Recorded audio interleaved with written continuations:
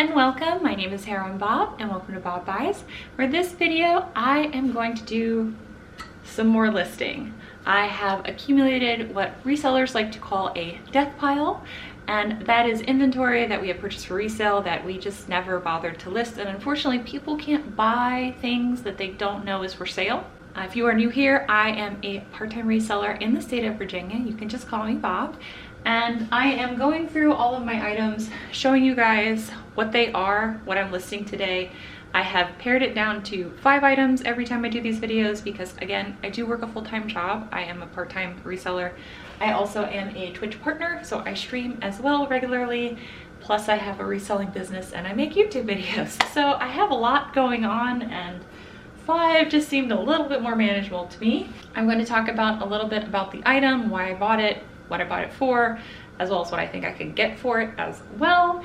And then I'll show you, as I promised, my inventory system for these this time. So I have shown before how I do listings for clothing. I have shown you guys, you know, my fabric shaver to refresh things.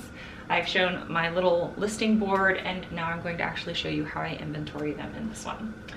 So the first 2 items are actually very similar. They're the same size. They are 2, I don't know how to pronounce that, but they are vintage from the late 70s, early 80s, and apparently these shirts have quite a loyal following.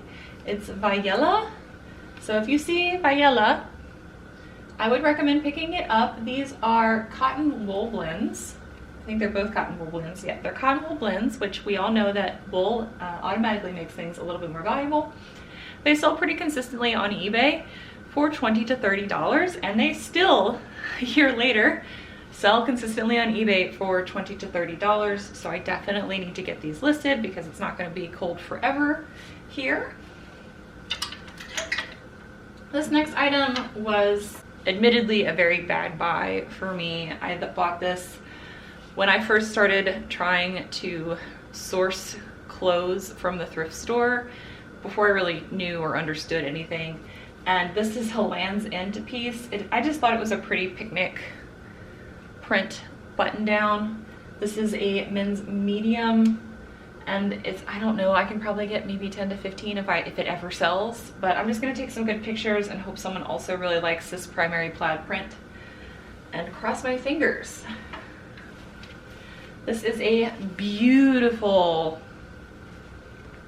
America vintage Eli Cattleman piece. It's a large, it has absolutely beautiful pearl snap buttons and these lovely American eagle embroidered flags. I can just see someone going to a rodeo wearing this. Can you not? This just screams America, literally, like the screaming bald eagle.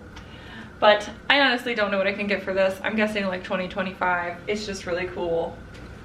And as soon as I saw it, I had to pick it up. I paid about $4 for each of these shirts except for the Land's End piece. I only paid $2 for this one, so I hopefully will sell it and not lose any money on that. And then this next piece is Tommy Hilfiger. I think this is a vintage piece, mostly because of the crest label on the inside as well as the Hilfiger Golf on the back.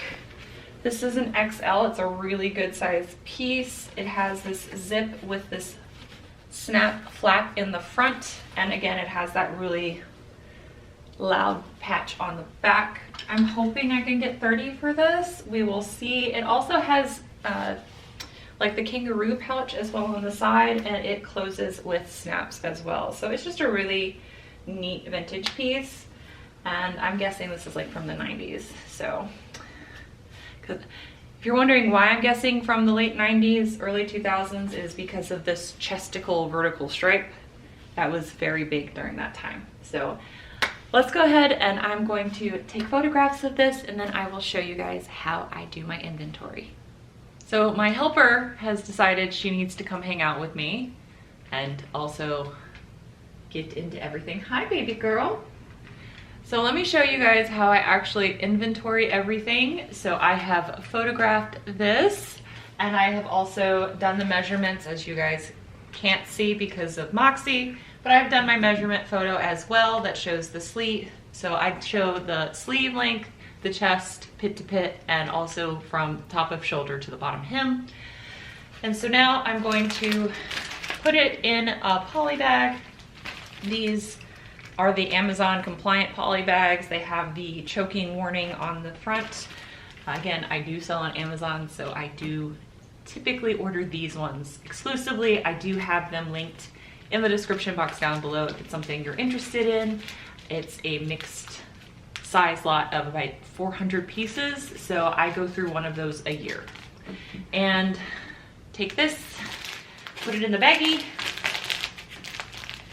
Maybe I might have to go get a bigger bag. Nope, this one's fine.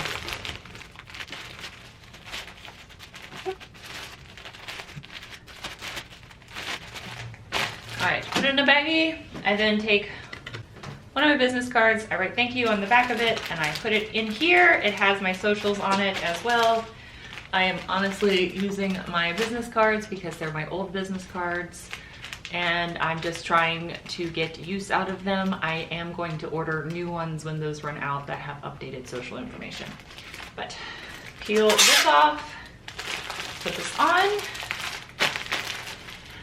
and then let me show you my labeling process. Sorry, I'm just gonna have to screen record this way.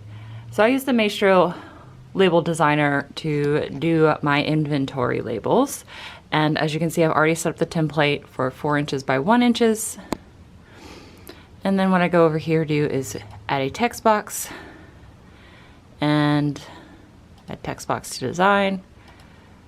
And then I type in whatever number it is that I need to start with, which in this case will be 32. And then I select it, bold it, and then make it size 40. Again, this is up to you, whatever size that you need.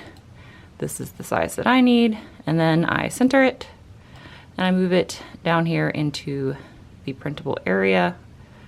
I center it. And then I come up here and I hit print. Print now. Continue printing with watermark. It actually, for this size label, doesn't print with a watermark. So I don't know why it says that. I hit remember my choice, I'll show this window again. Open directly from my browser, and then there it is, 32. Now I have this set up to print the correct label from my Rollo printer. This is my lovely Rollo printer with the Rollo stand and my 4x1 roll of labels. And then what I'm going to do is hit print and then preferences, because sometimes it switches, and I'm going to go to settings and then see it switched it. So now I'm going to click 4x1, hit OK, apply, and print. And then there it is. And now I'm going to do this 5 more times. Okay, so I now have my labels printed that you guys saw me do there. Here are all my 4x1 labels, and then what I do is I take the closest one, I put it on here, and then the tote, throw it in the tote. So once this tote is full, that's when I'm going to add all the numbers to the listings, close up the tote, and then put the label on the front that says what numbers are in here. So that's how I do that system, and that has worked very well for me. It has worked much better than my old system, which is what most people use, which is the A, B, C, D, E. This, for me, I have a lot of items that look very similar when folded up, and this just makes it a lot easier for me. Everybody has their own inventory system. This is mine. Okay, I hope you guys found that interesting and helpful, maybe.